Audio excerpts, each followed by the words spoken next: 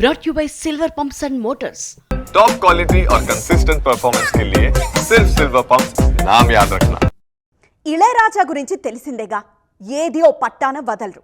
తన పాటను ఎవరైనా ముట్టుకుంటే అస్సలు ఒప్పుకోరు. అదేంటో మరి ఆయన గురించి తెలిసి కూడా దర్శకులు మళ్ళీ మళ్ళీ రాజా గారి ముందే బుక్ అవుతూ ఉంటారు.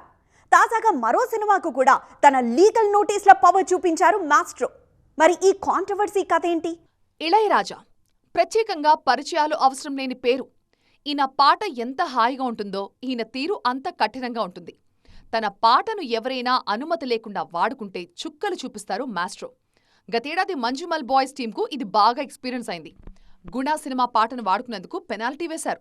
అనుమతి లేకుండా తన పాటలు వాడుకుంటే అస్సలు సహించరు ఇళయరాజా. తాజాగా గుడ్ బ్యాడ్ అగ్లీ టీంకి షాక్ ఇచ్చారు. ఇళయరాజా నోటీసులపై మైత్రి మూవీ మేకర్స్ నిర్మాతలు కూడా స్పందించారు.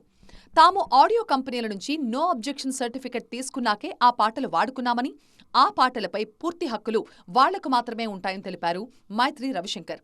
ఈ మధ్య రజనీకాంత్ కూలీ సినిమా యూనిట్ కి కూడా లీగల్ షాక్ ఇచ్చారు రాజా. ఇళయరాజా తీరుపై విమర్శలు కూడా భారీగానే వస్తున్నాయి. ఎందుకీయనిలా చేస్తున్నారు?